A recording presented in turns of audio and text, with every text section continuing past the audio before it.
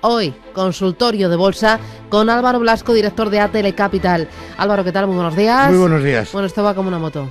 Esto va como una moto. Yo ya siento mal de altura. Me da miedo.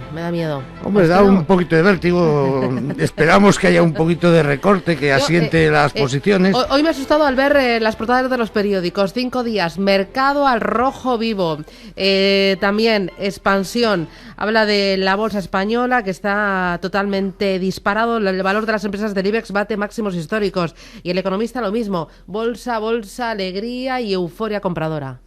Bueno, estamos muy lejos de los máximos que tuvimos, o sea que también tenemos que pensar que las bolsas se anticipan a los ciclos y aparentemente estamos en un ciclo en España de crecimientos bastante importantes. Luego es lógico que el dinero remunerado al 0% o incluso en negativo, como vimos ayer la subasta de letras del Tesoro, no te da nada, pues tienes que buscar algo de rentabilidad en la renta variable, donde al final pues nos apoyamos en un crecimiento del país que llevará, y no solamente del país, sino del mundo en general, aunque sea más suave, que nos pueda llevar a mejores beneficios y por lo tanto a hacer algo más atractiva la inversión en bolsa. Lo que no hay que hacer es perder el norte, y si antes nos daba miedo tener el 20 en bolsa, tener ahora el 50 es una barbaridad, aunque uno se esté achicharrando de dinero. Bueno, me gusta eso de que no hay que perder el norte.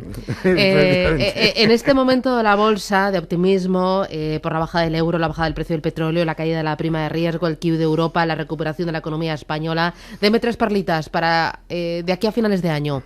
3 valores que haya que tener en cartera. Bueno, yo creo que no hay que olvidarse de Repsol, por ejemplo. Estamos viendo, como hemos conocido hoy, que puede haber todavía más movimientos en el sector y, bueno, los precios del crudo pueden mantenerse todavía a niveles bastante bajos, pero lo normal es que en un mundo que pueda acelerar su crecimiento en los próximos trimestres, pues en algún momento empezarán también a subir algo los precios. Por lo tanto, yo creo que es un buen momento para tener unas Repsoles en cartera, ¿no?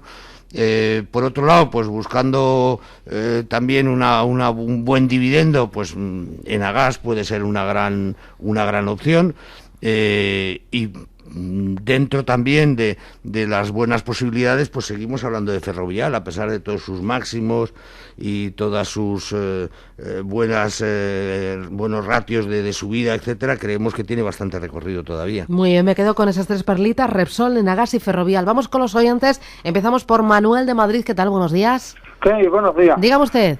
Mire, tengo Enagas comprada a 27.05, Eurofood a 17.20. ¿Sí? Aveo Grupo 13.30. ¿Sí? Y SACIR a 4.03. ¿Qué niveles debería de vigilar? De acuerdo, gracias. Y otra preguntita. Sí. ¿Lo de los dividendos de Enagas, si he comprado este año, me pertenece o no? De acuerdo, gracias, muy amable. Vale, gracias, buenos días. Primero, ¿los dividendos le pertenecen o no? Que es más fácil, sí, le pertenecen totalmente. O sea, con tener las acciones un día antes del anuncio de la fecha de pago del dividendo, se cobra ese dividendo, luego no hay ningún problema en ese aspecto. Hombre, niveles ahora mismo para esas acciones, yo diría que lo que hay que vigilar es el nivel del IBEX, porque al final prácticamente todas las compañías están ahí y sería difícil ir a una analizando, aunque lo podríamos hacer, pero yo creo que lo que tenemos que tener en cuenta es que el IBEX está muy fuerte, que nosotros pensamos que esos 12.000 puntos, o será ahora o será dentro de unos meses, los tenemos bastante cerca y llevarán las cotizaciones bastante arriba, y por lo tanto nosotros mantendríamos las posiciones.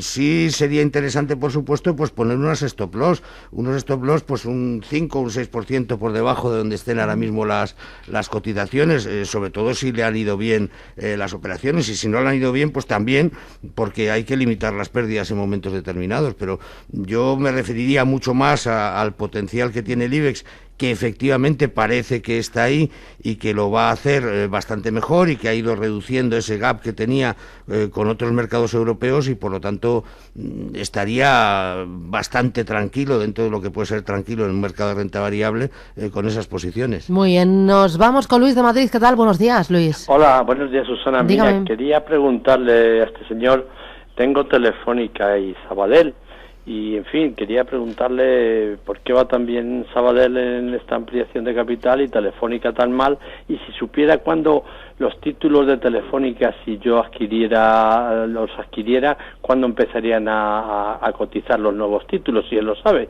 Muy bien, gracias, muy amable. Muchas gracias a ti. Sabadell y Telefónica. Bueno, yo creo que son dos macrooperaciones que tenemos ahora mismo en marcha. Efectivamente, la de Sabadell aparentemente pues está obteniendo pues mejores resultados la compañía en estas sesiones, y yo creo que, sin embargo, el reto de Sabadell es mucho más importante, porque el salto cualitativo que va a hacer en su actividad pues hay que digerirlo y hay que gestionarlo. O sea que realmente debería ser un poco al revés, ¿no? Donde Sabadell le hubiera costado un poquito más ir adelante con la operación, ¿no? Bueno, yo creo que Telefónica también nos choca, ¿no?, que no haya mejorado un poquito. Es verdad que cuando se anunció la ampliación de capital tan esperada, tampoco vimos ningún tipo de corrección en el valor, o sea que ya lo tenía totalmente descontado, y la operación yo creo que es el conjunto de operaciones es bastante positivo. Es decir, que incrementar ese tema de cable en Brasil es fundamental para la compañía. La venta de O2 yo creo que es muy buena para reducir deuda y además pues conservar algo más de tesorería, y yo creo que ahí no debería haber tampoco ningún problema, que la operación se va a cubrir sin ningún tipo de fallos, ¿no? Y en cuanto a la cotización de las acciones provenientes de la ampliación, pues yo creo que el máximo son 12 o 15 días, no creo que sea más lo que tarden en cotizar. Muy bien. Hablábamos antes de Repsol, nos recomendaba usted Ferrovial, Enagás, también Repsol. Esta última operación que hemos visto en el sector petrolero, ¿le puede dar todavía más alas a la petrolera y compensar la caída del precio del crudo? Bueno, yo creo que Repsol ahora mismo está ya inmersa en una operación corporativa muy importante. Yo creo que a otras compañías del sector sí le puede dar alas, pensando que esa concentración que vemos en este tipo de operaciones, como la anunciada hoy, se va a seguir produciendo en Europa, e incluso pues podría, en Europa y en el mundo, incluso podría haber alguna operación en la que estuviera implicada Repsol, indudablemente. Lo que estamos viendo es que una de las formas de combatir esos bajos precios del crudo pues es una concentración que permita un ahorro de costes importantes a las compañías, y unas sinergias que permita dar unos resultados mucho más óptimos, aún con un precio del barril bastante más bajo de lo que ha sido habitual en los últimos años. O sea que sí, veremos más operaciones de este sector, y yo creo que estas son positivas. La verdad es que no he tenido tiempo de ver cómo reaccionaban después de la apertura las compañías del sector, pero lógicamente deberíamos ver bastantes alzas. Vamos a ir con más oyentes. Julia de Guadalajara, ¿qué tal? Buenos días. Hola, buenos días. Dígame usted. Mi pregunta es por Caixa, ¿hasta dónde puede llegar esta subida a corto plazo, este mes, por ejemplo? ¿Las tiene usted compradas? Sí, las tengo compradas. ¿A cuánto? A 4,09. De acuerdo, gracias, muy amable. Bueno, ¿Tiene recorrido? Es difícil adivinar a dónde puede llegar. Recorrido tiene. Nosotros, como digo, vemos todavía un sentimiento alcista importante en la bolsa española. La bolsa española, en su índice principal, el sector financiero tiene muchísimo peso, y el sector financiero no lo está haciendo mal, pero tampoco se puede decir que lo haya hecho de una forma excepcional en los últimos años, ¿no? Por lo tanto, yo creo que tienen bastante recorrido, y una entidad como Caixa, pues muy centrada en el mercado español, donde, como decía, estamos viendo importantes crecimientos ahora y previsiones de importantes crecimientos para los próximos trimestres, pues eso significa un aumento de actividad que lógicamente va a repercutir automáticamente en las cifras de las entidades financieras, y Caixa yo creo que en ese sentido está muy bien posicionado. Por lo tanto, debería acompañar al mercado. Decir si a lo largo de los próximos 20 días del mes puede haber una corrección, hombre, pues yo no digo que no, porque al final estamos pendientes de que en Estados Unidos pueda haber una corrección un poquito más importante, ¿no?, de la leve que hemos visto en estas últimas semanas, y eso pues podría arrastrarnos. Pero aún así, yo desde luego tendría paciencia, porque creo que el sector financiero va a subir, y Caixa no lo va a hacer desde luego peor que el sector. Nos vamos con el siguiente de los oyentes. Nos llama Felipe de Madrid. Buenos días. Hola, buenos días. Dígame Gracias usted. por darme la oportunidad. A usted. A ver, para don Álvaro, quería preguntarle primero por Bankia. Ahora mismo estoy tablas. Bueno, estoy ganando, pero no sé qué le pasa. Bueno, los bancos ahí subieron, las financieras, la semana anterior tuvieron una fuerte subida, en cambio Bankia para abajo.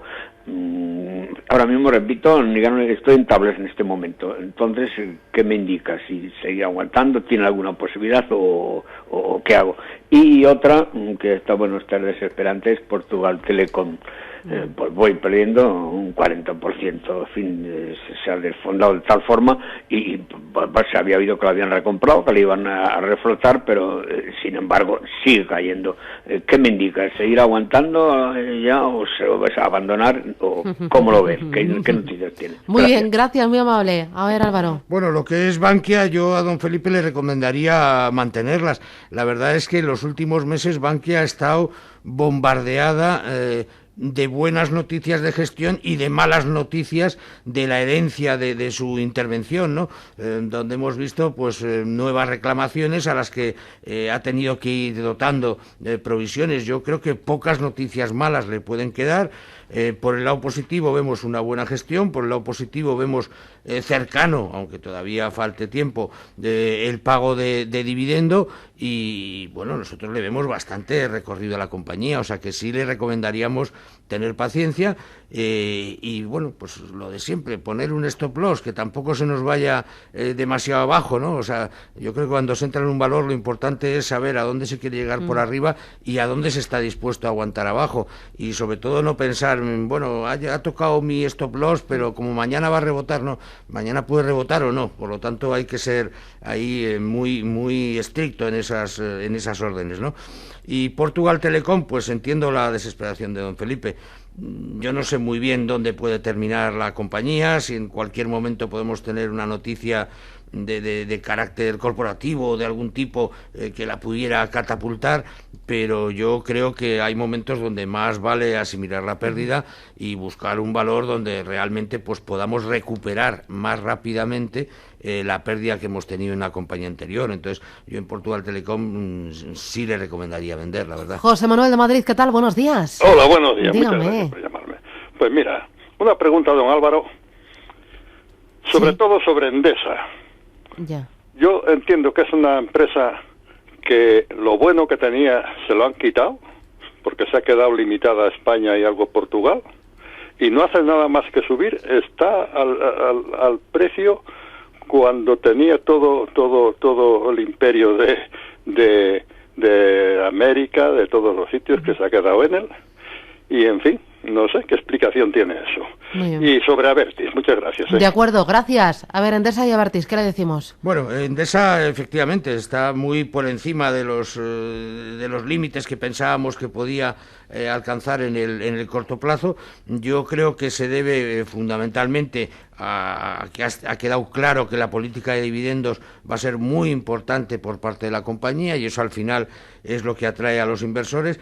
Y luego, pues el haberse desprendido de esas joyas en Latinoamérica, etcétera, bueno, pues son joyas también que a lo mejor en un momento determinado han sido absolutamente imprescindibles para los excelentes resultados que ha dado la compañía, pero también son joyas que tienen sus problemas con cambios de divisa, con regulaciones más inciertas, con alguna inseguridad jurídica incluso en algún país. Bueno, entonces yo creo que al final me hubiera gustado que la Endesa que conocimos se hubiera quedado como estaba, con unas posibilidades de crecimiento mucho más importante, pero bueno, la Endesa que nos ha quedado es una empresa sólida, con activos muy digamos maduros y por lo tanto bastante amortizados y con además ese pago importante de dividendo. Yo creo que es lo que está catapultando a Endesa hacia arriba. Nos queda una llamada más, 3 minutos para las 10 de la mañana, Capital Intereconomía. El siguiente de los oyentes, el último, que tenemos muy poquito tiempo, a ver si lo logramos. ¿Desde dónde? ¿Cómo se llama? ¿Lo tenemos o no? Antonio de Barcelona, ¿qué tal? Buenos días. Hola, buenos días. Dígame usted. Mira, yo quiero saber sobre los derechos de Telefónica, que han bajado bastante, a ver si se podría hacer algo a corto. Y sobre OHL, a ver qué opciones, si va a recuperar o cómo está el tema. Muy bien, gracias, muy amable. Primero, los derechos sobre Bueno, la los capital derechos de telefónica. Telefónica sabemos que según se va acercando el vencimiento, que es el viernes, si no me equivoco, el último día, pues pueden perder valor. Por lo tanto, yo tendría bastante cuidado ahí, ¿no? No quedarme enganchado, o sea, que es una jugada bastante peligrosa. Yo sería muy prudente. OHL, bueno, yo creo que efectivamente se ha quedado algo atrás, sin embargo sus licitaciones siguen siendo importantes y yo creo que sigue penalizada por esa deuda que tiene detrás, en la que se esperaba una reducción más importante el año pasado. Muy bien. ¿Que nos vamos, Álvaro?